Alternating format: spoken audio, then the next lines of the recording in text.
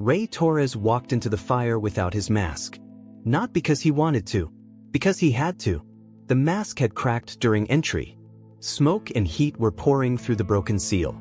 He had maybe 30 seconds before his lungs would give out. A kid was trapped on the second floor. 8 years old.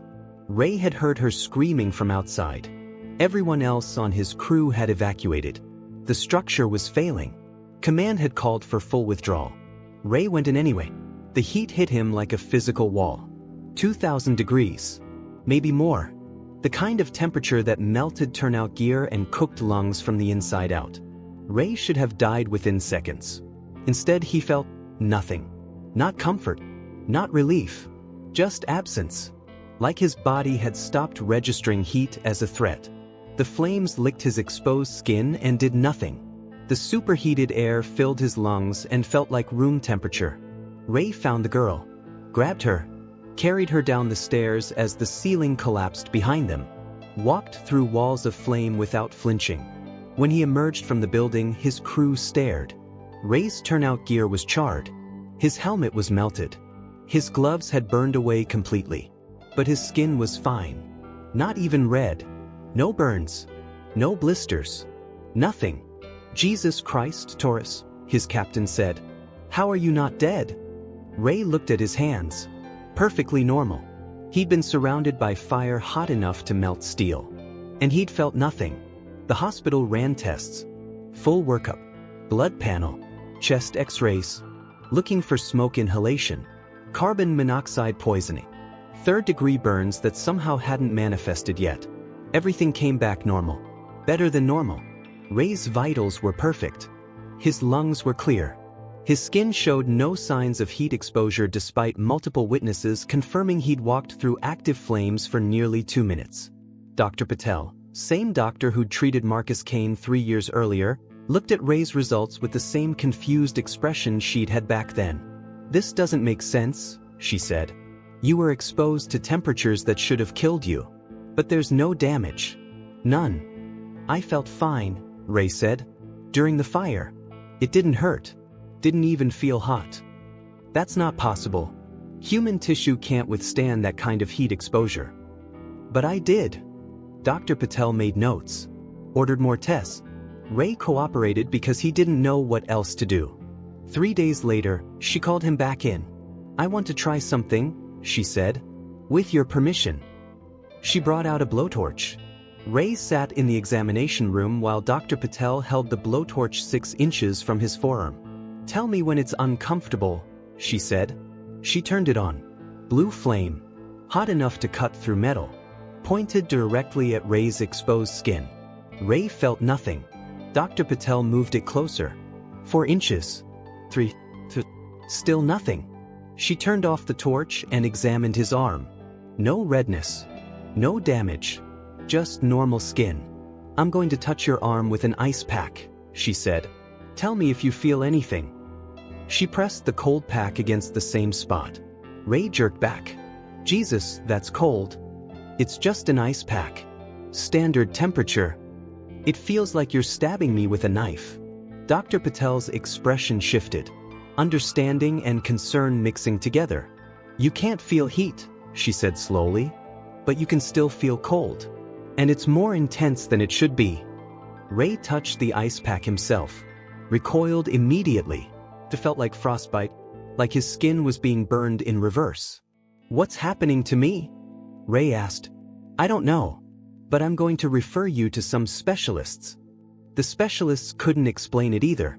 Ray's nervous system had fundamentally changed. His heat receptors were non-functional. Completely dead.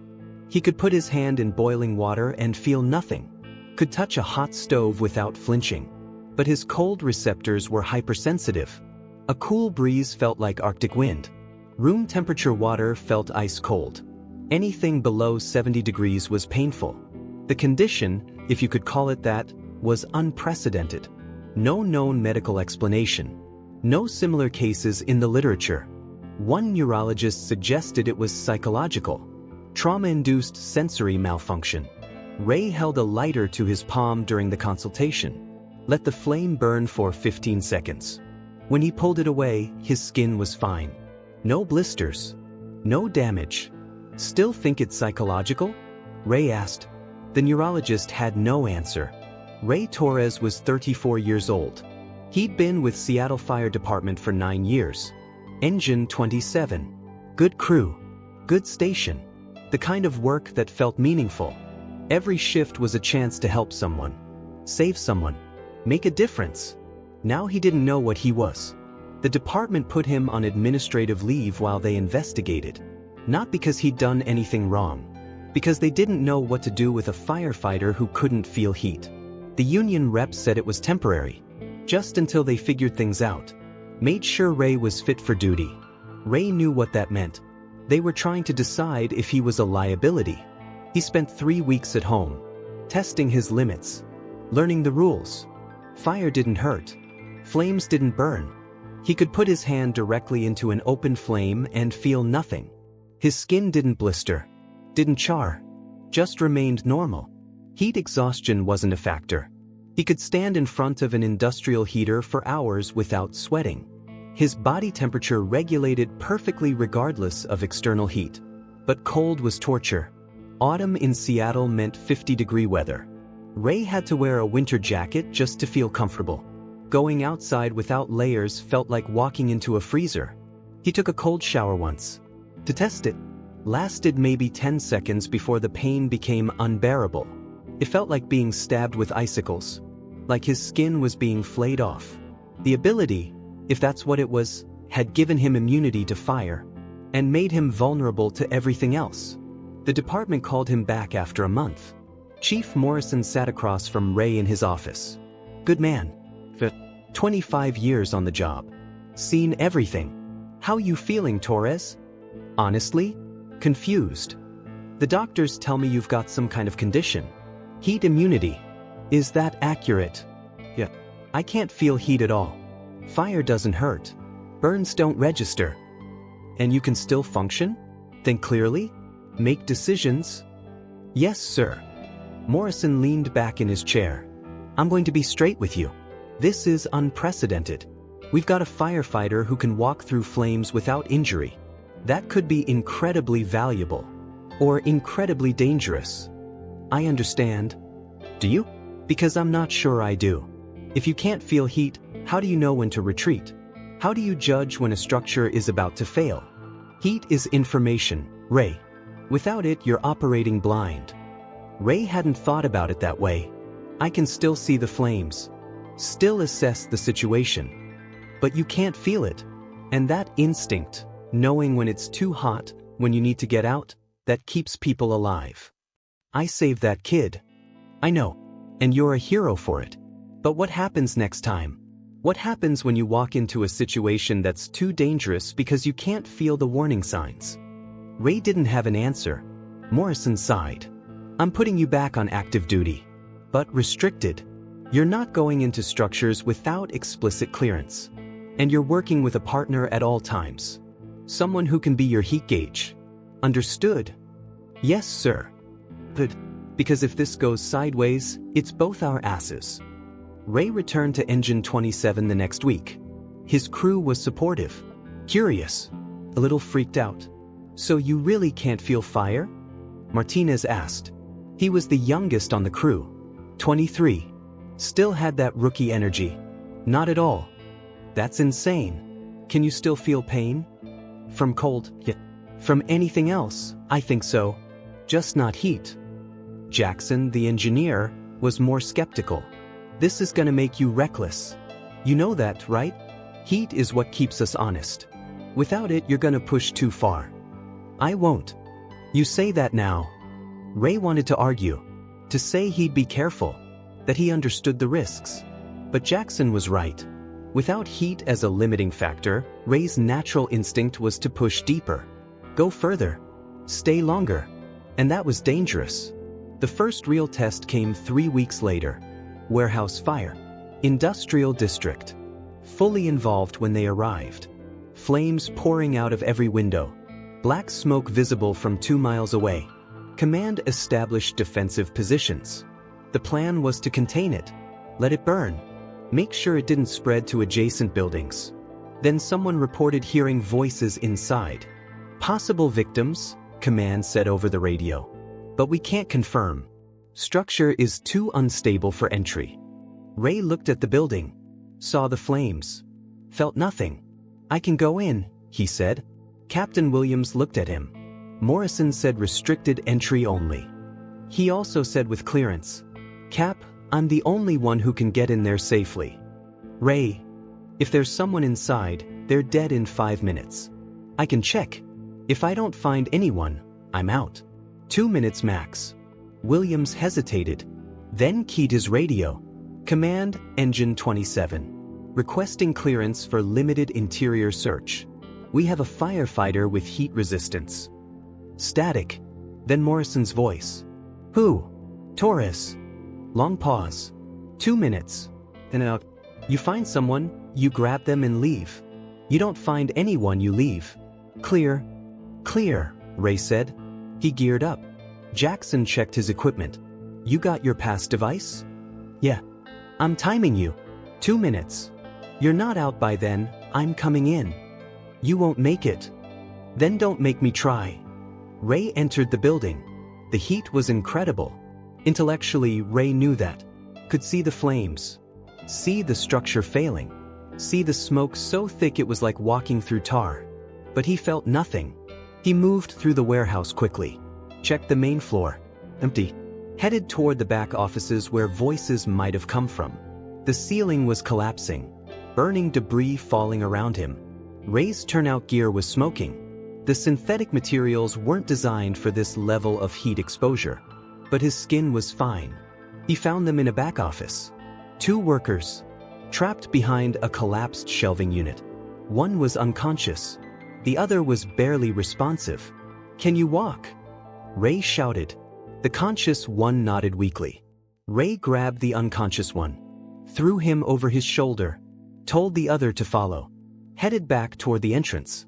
The main support beam gave way as they crossed the floor. Tons of burning wood and metal collapsing behind them. Ray pushed through. Made it to the exit with 15 seconds left on his 2-minute timer. Outside, medics took the victims. Both alive. Severe smoke inhalation but treatable. Ray collapsed against the engine. His gear was destroyed. Melted in places. But he was fine. Jackson approached. You good? Yeah. That was the stupidest thing I've ever seen. And it worked. Should I apologize? Probably. But you saved 2 lives. So I'll let it slide. Word spread fast. Within a week, every station in Seattle knew about Ray Torres. The firefighter who couldn't feel heat. Who could walk through flames that would kill anyone else. Morrison called him in again. You're becoming a problem, the chief said. I saved 2 people. I know. And you're being nominated for a medal. But you're also making other firefighters question the safety protocols. If you can go in without feeling heat, why can't they? You're setting a dangerous precedent. I'm just doing my job. No, you're doing something beyond your job. And I don't know how to manage that. Morrison pulled out a folder. I got a call yesterday. From the FBI. They've got a program. People with unusual abilities. They want to talk to you. Ray knew what that meant. Agent Wilson. The close call unit. Derek. Ethan. Marcus. Dylan. All the others who'd been recruited because they were useful. I'm not interested, Ray said. Hear them out at least. This could be bigger than firefighting. Could save more lives. Or it could get me killed doing something that's not my job. Your choice. But think about it. Ray thought about it for exactly 3 days. Then a call came in that made the decision for him. Chemical plant. Explosion. Multiple casualties. The fire was too hot for standard approach. Temperatures exceeding 3,000 degrees. Even with full protective gear, firefighters couldn't get close. 30 workers were trapped inside. Ray was off duty. At home. Heard about it on the news. He drove to the scene anyway. Morrison saw him. Started to wave him off. Then stopped. Looked at the fire. Looked at Ray. Made a decision. You go in, you follow my commands exactly. No heroics. No improvising. You get as many people out as you can and you leave when I tell you to leave. Clear. Clear. Ray geared up. The other firefighters watched. Some looked relieved. Others looked uncomfortable. Like Ray was cheating somehow. Breaking rules they all had to follow. Ray didn't care. People were dying. He entered the plant. The heat inside was inhuman. Not just fire. Chemical fire. The kind that burned hotter and faster than anything natural. The kind that turned bone to ash in seconds. Ray walked through it like it was fog. He found 12 workers in the first section. Led them to an emergency exit. Went back in. The structure was failing. Walls collapsing. Floors buckling. Ray moved methodically. Room by room. Checking every space. He found 8 more. Got them out. Went back in. Found 4 dead. Nothing he could do. Kept moving. Found 6 more alive. Trapped under debris. Ray lifted metal that was hot enough to glow. Pulled them free. Dragged them toward the exit. The building was coming down. Ray could see it, hear it, but he couldn't feel the warning signs. Couldn't feel the heat building to catastrophic levels. He got the 6 workers out with 30 seconds to spare. The plant collapsed behind him. 50,000 square feet of industrial space reduced to rubble. Ray stood in the parking lot, covered in ash, his gear completely destroyed. 26 people alive because he couldn't feel heat. For dead because he couldn't save everyone. The FBI approached him that night. Agent Wilson. Same pitch he'd given the others. Close call unit. People with minimal expressions. Dangerous work. Important work. Your ability could save thousands, Wilson said. Not just in fires. In situations where heat is a weapon. Chemical attacks. Explosions. Scenarios where normal first responders can't operate. I'm a firefighter, Ray said. That's my job. And you're exceptional at it. But you could be more. More useful, you mean? More effective. There's a difference. Ray looked at Wilson. Really looked. You want me to walk into situations that kill people? Be your heat-proof canary in the coal mine. I want you to save lives in ways other people can't. What's the survival rate for your unit? Wilson hesitated. We've lost 2 operatives in 5 years. Out of how many? 16 active. Another 12 retired or transferred. So 1 in 8 die. It's dangerous work. So is firefighting. But at least I chose that. Ray stood up. I appreciate the offer. But I'm good where I am. He meant it. For about 3 months. Then winter came. Seattle winter meant cold. Temperatures in the 40s. For normal people, it was just mildly uncomfortable. For Ray, it was torture. His hypersensitivity to cold got worse. Anything below 60 degrees felt like being submerged in ice water. He had to wear thermal layers constantly. Couldn't go outside without a heavy coat. Couldn't work in unheated spaces. And Seattle fire stations weren't always heated. Ray started having problems. Couldn't function during calls in cold weather. Would get physically sick from the cold exposure. Had to be pulled off rotation twice because he was shivering so badly he couldn't hold equipment. Martinez found him in the bathroom once. Ray was running hot water over his hands, trying to warm up after a call. It was 55 degrees outside. Mild autumn weather. You okay? Martinez asked. Cold. It's not that cold. It is for me. Martinez was quiet. Then, this is getting worse, isn't it? Yeah. What are you gonna do? I don't know. But he did know. He'd known since the chemical plant. Since the moment he'd realized his ability wasn't just an advantage. It was a trade-off. Immunity to heat. Hypersensitivity to cold. You couldn't have one without the other. Ray called Wilson 2 weeks later. I want to talk about the position. Wilson didn't sound surprised. What changed your mind? I can't do my job anymore. Not in winter. Not in cold weather. I need work that's indoors. Heated. Where cold exposure isn't a factor. We can provide that. And you can use me where heat is a problem. Yes. Ray was quiet for a moment. The 2 operatives who died. How did they die? One pushed his ability too far. Tried to use it beyond its limits. The other made a tactical error unrelated to his ability. So it's dangerous but survivable. If you're smart, if you follow protocols, if you know your limits. Ray thought about the chemical plant, about walking through flames hot enough to vaporize steel, about saving 26 people, about being unable to work in 50-degree weather. When do I start? He asked. The close call unit was different from firefighting. Smaller teams, more specialized missions, less structure, more improvisation. Ray trained for 6 weeks, learned to work with people whose abilities were as narrow and specific as his. Met Marcus Kane, whose sleep healing made him effectively immortal as long as he could rest afterward. Met others, all of them broken in small ways, all of them useful in specific circumstances. His first mission was a hostage situation. Was armed barricade. The suspects had started a fire to keep police at bay. Standard firefighters couldn't get close. The heat was too intense. Ray walked through the flames like they weren't there. Opened the front door from the inside. Let SWAT enter. 11 hostages saved. 3 suspects arrested. Exactly what his ability was designed for. The second mission was harder. Chemical spill. Industrial accident. The compound was igniting on contact with air, creating temperatures over 4,000 degrees. People trapped inside the containment area. Ray went in with a hazmat crew. The heat was incredible. His gear melted within 60 seconds. But his skin was fine. He found 7 workers. Got 5 out. Lost 2 to chemical exposure before he could reach them. 5 saved. 2 dead.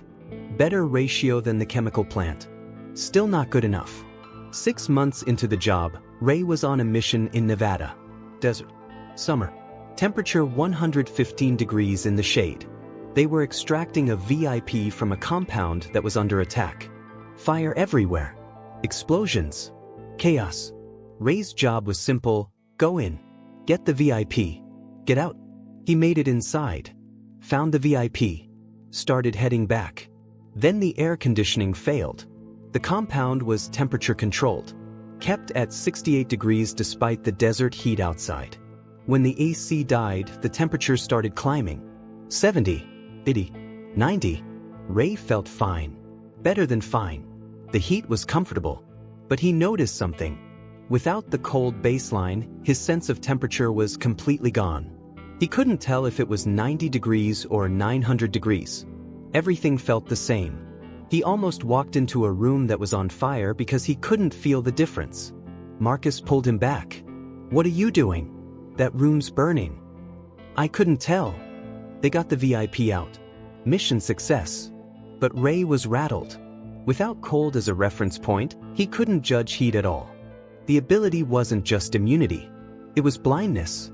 He told Wilson about it in the debrief. "I need cold," Ray said, "as a baseline. Without it, I can't tell the difference between warm and lethal. I could walk into a situation that kills me and not realize until it's too late." "So we make sure you have cold reference points," Wilson said. "Ice packs, cold water, something to calibrate against." That's not sustainable. It doesn't have to be sustainable. It just has to work long enough. Ray realized what Wilson was saying. The unit didn't expect long careers. Didn't plan for retirement. They used people until they burned out or died. "How long do most operatives last?" Ray asked. 3 to 5 years on average. "And then what?" "Then they retire, get disability, move on with their lives. The ones who survive." Yes. Ray thought about the chemical plant, about the 30 workers, about the 4 he couldn't save, about whether saving 26 lives was worth however many years this job would take from him.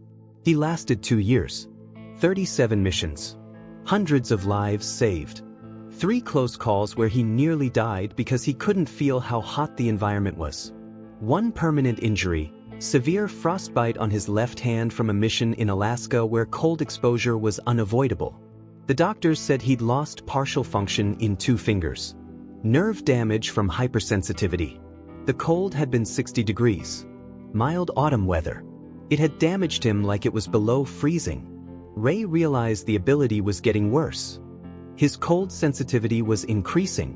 Room temperature was becoming painful. He had to wear thermal gear constantly. Couldn't operate in any environment below 70 degrees, which meant he couldn't operate in most of the world. Wilson offered him an extended leave. Said they'd find missions in warm climates only. Said they'd accommodate the limitation. Ray declined. "I'm done. You've saved over 200 lives in 2 years. And I'm falling apart. Another year and I won't be able to function at all. We can work with that." "I don't want you to work with it. I want out." Wilson was quiet. "Then we'll process your discharge.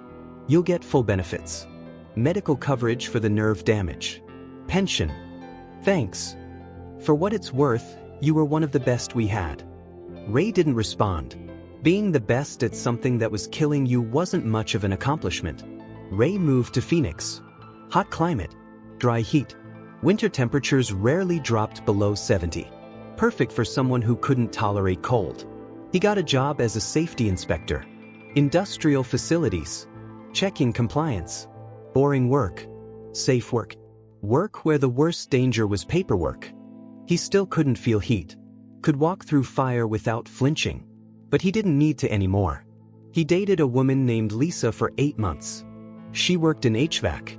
Found it funny that Ray could tolerate any amount of heat but needed the AC on year-round. "You're like a reverse reptile," she said once. "You need external warmth just to function." "Pretty much." "Does it hurt?" "The cold?" "Yeah, all the time. Anything below 70 feels like being stabbed." "That sounds awful." "It is. But it's better than burning to death. So I'll take it." Lisa was quiet. Then, "Do you miss it?" "Firefighting? Every day." "Why'd you stop?" "Because I couldn't do it anymore. The ability that made me good at it also made me unable to function in normal conditions. And I had to choose between being useful and being alive." "So you chose alive?" "Yeah. Good choice." Ray wasn't sure about that, but he nodded anyway. 3 years after leaving the close call unit, Ray got a call. Fire in downtown Phoenix. High-rise. 40 stories. Fully involved. Hundreds trapped. The fire department was overwhelmed. Temperatures too high for standard approach. People dying. Ray heard about it on the news. Told himself it wasn't his problem anymore. He'd retired. Done his time. Saved his lives.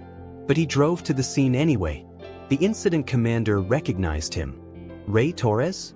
Heard you moved here." "Yeah. We could use you. Can't get above the 15th floor. Heat's too intense." "I'm not active anymore." "I know. But people are dying. And you're the only one who can get to them." Ray looked at the building. Saw the flames. Felt nothing. Except the cold. The AC in his car had been running. Now, standing outside in 85-degree heat, he felt fine. Comfortable for the first time in months. "If I go in," Ray said, "I'm going once. I get who I can get and I leave. I'm not dying for this." "Fair enough." Ray geared up. His old instincts came back immediately. Check equipment. Test radio. Plan the route. He entered the building. Ray climbed 15 stories through flames. The stairwell was an inferno. Each floor worse than the last. Smoke so thick he couldn't see. Heat so intense that metal was warping. But he felt nothing. He found them on the 23rd floor. 30 people. Trapped in a conference room. The door was blocked by debris. They'd been there for 2 hours. Slowly suffocating. Ray cleared the door. Led them down. Floor by floor. Through flames. Through collapsing structure. Through hell. 23 made it out alive. 7 died of smoke inhalation before Ray reached them. When he emerged from the building, his gear was destroyed. His skin was fine. But his left hand, the one with the frostbite damage, had gone numb. The nerve damage had worsened from the cold contrast when he'd gone back outside. Ray collapsed on the sidewalk. Medics checked him. Someone handed him a blanket. He pushed it away. Too warm. Someone else brought water. He drank. It was room temperature. Tasted ice cold. Painful going down. The incident commander approached. "Thank you. You saved a lot of people today." Ray nodded. Didn't trust himself to speak. You should come back. We could use someone like you. No. Ray. I saved 23 people. 7 died because I couldn't get there fast enough. And my hand is permanently damaged now from the temperature shift. This isn't sustainable. It never was. But you have the ability. The ability is killing me. Slowly. And I'm done pretending it's worth it. Ray stood up, walked to his car, drove home, turned the AC on full blast, sat in his apartment, alone, hurting, and wondered if saving people was supposed to feel this empty. Ray Torres is 39 now. 5 years since the ability manifested. 3 years since he left the close call unit. 2 years since the Phoenix high-rise. He still can't feel heat. Still hypersensitive to cold. The nerve damage in his left hand is permanent. He can barely use those 2 fingers anymore. He works safety inspection. Lives alone. Keeps the AC running year-round. Avoids social situations because explaining why he needs it 80 degrees just to feel comfortable is exhausting. Lisa left 18 months ago. Said she couldn't live in a sauna anymore. Ray understood. Didn't blame her. He thinks about the people he saved. Hundreds of them. Warehouse workers. Chemical plant employees. Hostages. Civilians. Wonders if it was worth it. Wonders if immunity to fire is a gift when it comes with hypersensitivity to everything else. Wonders if he made the right choice by walking away. Most days he thinks he did. A few days he's not sure. Some days he knows he didn't, because the truth is simpler than any of that. Ray Torres became immune to heat, but not the cold. And in a world designed for people who feel temperature normally, that immunity isn't power. It's isolation. He can walk through fire without burning, but he can't stand in autumn air without pain. He saved hundreds of lives, but he can't save himself from the cold that's slowly destroying his body. The ability gave him everything he needed to be a hero, and took away everything he needed to be human. Some days, Ray thinks about going back, finding another fire, walking in one more time. Other days, he just turns up the heat and tries to forget what it felt like when fire was his job and cold was just an inconvenience. He became immune to heat, but not the cold. And that made all the difference.